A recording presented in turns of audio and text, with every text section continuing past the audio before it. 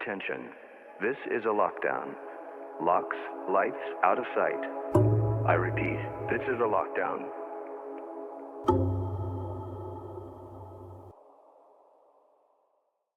I was a junior in high school when it happened. Our school had lockdown drills almost every month, so when the announcement came over the intercom, nobody reacted right away. Lockdown, this is not a drill. Teachers, secure your classrooms immediately. Our teacher's face changed instantly. She jumped up, locked the door, turned off the lights, covered the small window on the door, and whispered for everyone to get into the storage room behind the classroom. There were 26 of us packed into a space that was barely large enough for half that many. Nobody talked. The only sounds were people trying to slow their breathing and the occasional vibration of someone's phone. About 30 seconds later, someone started pounding on our classroom door. Not violently, just 3 calm knocks, then another 3. Our teacher slowly looked through the tiny gap in the window covering. "I don't see anyone," she whispered. The knocking stopped. A few seconds later, we heard running in the hallway, then silence. We thought whoever it was had left. A minute later, the door suddenly opened. Every heart in that room nearly stopped. Another teacher from across the hall quickly pushed a student inside before locking the door again. "He was trapped in the hallway," she whispered before running back to her own classroom. The boy looked about our age. Gray hoodie, black backpack, baseball cap pulled low. He looked terrified. Without saying a word, he walked into the storage room and sat against the far wall. Nobody questioned it. During a lockdown, students sometimes ended up in the wrong classroom. It wasn't unusual. At least, that's what we all believed. For the next 20 minutes, nobody spoke. Outside, we could hear police sirens getting closer, then officers shouting somewhere in the building. Every sound echoed through the hallway. The new kid never moved. He never looked at his phone, never whispered, never cried. He just watched us. Not all of us, one at a time. His eyes slowly moved from face to face like he was memorizing everyone in the room. I tried convincing myself he was just scared, but something felt wrong. Then I noticed something. He wasn't wearing a school ID. Everyone in our district was required to wear one. Teachers reminded us every single morning. He didn't have one. I leaned over and quietly asked my friend Ethan if he knew him. He barely moved his head. No. I asked another girl, same answer. Then another. Nobody recognized him. My stomach dropped. I looked at our teacher. She was staring at him now too. She must have noticed the same thing. For a second, it looked like she wanted to ask who he was, but she stopped herself.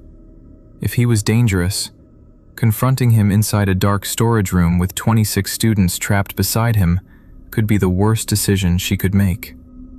So she stayed quiet. Everyone stayed quiet. Minutes passed. The silence became unbearable. Then, he smiled. Just for a second. Not because anyone said something, not because anything happened. He simply smiled while looking toward the classroom door. A slow, almost satisfied smile. That's when I felt real fear. Not panic, fear.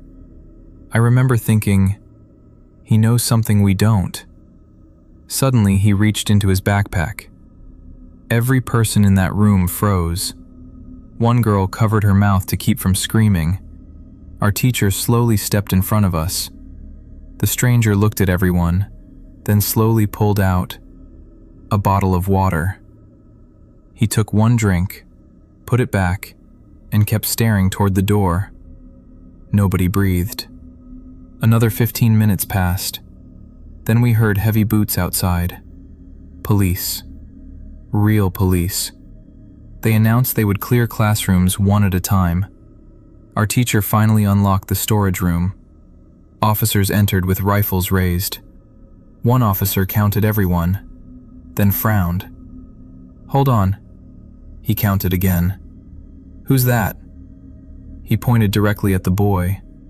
Our teacher answered immediately. "I thought he came from another classroom." The officer looked around. "Does anyone know him?" 26 students looked at each other. Not one hand went up. The officer's expression changed instantly. "Stand up." The boy didn't move. Another officer grabbed him by the arm and pulled him into the hallway. The moment he disappeared, every student started talking at once. Nobody knew his name. Nobody had ever seen him before. About 30 minutes later, detectives interviewed each of us separately. That's when we learned the truth. The boy wasn't a student. He wasn't a transfer. He wasn't even enrolled in the district. According to investigators, he had walked into the school through an unsecured side entrance just minutes before the lockdown began.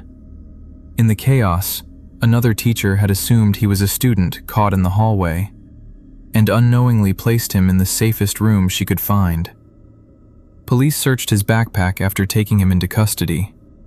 Inside, they found food, a change of clothes, a notebook filled with hand-drawn maps of the school, and a class schedule that didn't belong to him. To this day, nobody knows why he was there. Maybe he planned to steal something. Maybe he was hiding from the police.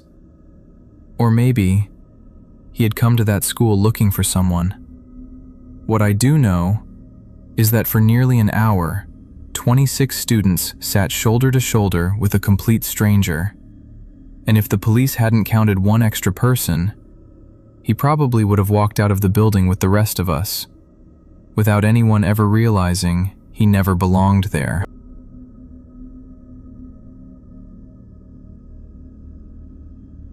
If you've ever been through a real school lockdown, you'll know the weirdest part isn't when it starts, it's the waiting. You just sit there wondering if it's over, or if something terrible is about to happen. I found that out during my senior year. It was a Friday and nobody was really paying attention in class. Spring break started the following week, so everyone was talking instead of working. I remember my teacher had just told us to put our phones away when the announcement came over the intercom. "Teachers, initiate lockdown procedures immediately. This is not a drill." The room went completely silent. Nobody laughed. Nobody asked questions. Our teacher locked the door, shut off the lights, covered the little window on the door, and told us to get into the corner behind a row of filing cabinets. We'd done plenty of lockdown drills before, but something about her face told me this one was different. For the first 15 minutes, nobody said a word. I texted my mom, "I think it's real this time." She replied almost instantly, "I love you, stay hidden." I still have that message. Every now and then we'd hear people running in the hallway, then police radios, then complete silence again. It felt like time had completely stopped. After about 40 minutes, things started sounding different. Instead of yelling, we heard conversations, doors opening, teachers talking to officers. Someone farther down the hall actually laughed. One of my friends whispered, "I think it's over." Honestly, I thought so too. A few minutes later, an officer knocked on our classroom door. Our teacher opened it just enough to talk to him. He told us they were clearing the building one classroom at a time. He said we'd probably be leaving soon. The second he walked away, everyone relaxed. People started stretching. Someone grabbed their backpack. A girl next to me called her dad and quietly said, "They found him." That was the first time I'd taken a full breath in almost an hour. Then, something hit the ceiling. Not hard, just thunk. Everybody looked up. Nobody said anything. A few seconds later, thunk. This time it sounded closer. My friend looked at me and whispered, "What was that?" I shrugged. I figured maybe it was someone on the roof. Then we heard it again. Except this time, it wasn't just one sound. It sounded like someone crawling, slowly, right above us. You could actually hear the ceiling tiles creaking. At first, nobody moved. We were all just staring up. Then little pieces of white dust started falling onto the floor, right in the middle of the classroom. Our teacher noticed it too. She slowly backed away from that spot without saying a word. The crawling stopped. Everything was quiet again. I remember thinking, maybe we imagined it. Then one of the ceiling tiles dipped down, just a little, like somebody had put their weight on it. Everyone froze. The tile slowly bent, then popped back into place. That's when somebody screamed. Our teacher slammed the classroom door shut again and yelled for everyone to get back into the corner. Almost immediately, we heard officers running down the hallway. Then someone outside shouted, "He's still inside!" I've never heard panic in a police officer's voice before. I hope I never hear it again. The crawling started again, only this time it was faster. It moved across our classroom, then into the room next door. We could hear ceiling tiles cracking all the way down the hallway. Police were yelling directions to each other. Someone kept shouting, "Don't let him get to the stairwell." Then, nothing. The silence lasted maybe 2 minutes. It felt like 20. Eventually, officers came back and evacuated us through an emergency exit. As we were running across the parking lot, I looked back at the school. There were police climbing onto the roof. Others were dragging long ladders toward the side of the building. Nobody told us what happened until later that night. According to the police, while everyone was focused on searching classrooms, the suspect had climbed into the maintenance space above the ceiling through an unlocked access hatch inside a janitor's closet. He'd been crawling over classrooms the entire time. The first search completely missed him. The part that still gets me is that we were seconds away from walking out of that classroom. If that noise hadn't made us look up, our teacher probably would have opened the door, and whoever was crawling above us would have been waiting just a few feet away. Even now, whenever I hear a ceiling creak in a quiet room, I still catch myself looking up before I look at the door.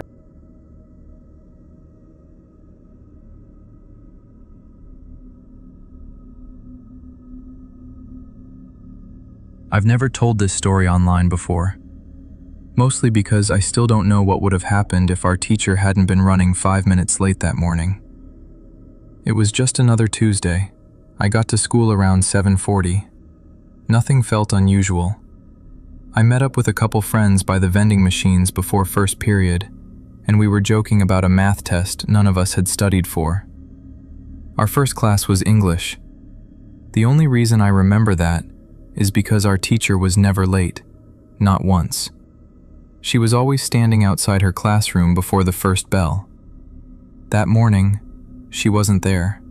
The classroom was still locked. About 15 of us were standing in the hallway waiting for her. People were on their phones. Somebody was throwing a paper ball into the trash can. It was completely normal. A minute later, she came jogging down the hallway carrying a stack of papers. She apologized and unlocked the room. We all walked in. Less than 3 minutes later, the lockdown announcement came over the intercom. Nobody understood what was happening. Our teacher locked the door, turned off the lights, and told us to get into the corner. I remember thinking, that was weird timing. For almost an hour we stayed there. Nobody knew anything. Parents were texting. Rumors were everywhere. Some people thought there was a shooter. Others thought someone had brought a knife. Nobody knew what was actually happening. Eventually, officers escorted us outside. We spent the rest of the day at another building while detectives searched the school. Classes were canceled for the rest of the week. That night, the news finally explained what happened. A former student had entered the school carrying a rifle. Police stopped him before he reached the second floor. Everyone called it a miracle. But the part that wasn't reported until weeks later was what detectives found in his backpack. There was a notebook. Inside were hand-drawn maps of the school, teachers' names, class schedules, even photos of certain hallways. Most of it was disturbing, but one page stood out. At the top, written in black marker, was the number of our classroom.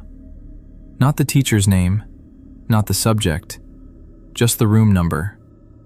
Underneath it, a list of times: 7:45, 7:47, 7:50. Investigators later determined he'd been watching the school for weeks. He knew exactly when students entered each classroom every morning. He had planned to reach our room while everyone was still standing in the hallway, waiting for class to begin. The only reason none of us were there was because our teacher had gotten stuck behind a train crossing on her way to school. She arrived just a few minutes late. Just enough time for all of us to already be inside with the door locked when the lockdown started. I've thought about that more times than I can count. If that train had passed a little sooner, if she had arrived on time, 15 of us would have still been standing in that hallway, completely exposed. People always ask me if I believe in luck. I don't know. But I do know this. Every time I hear someone complain because a teacher is running late, I think about that morning, and how being 5 minutes behind schedule might have been the only reason I'm still alive.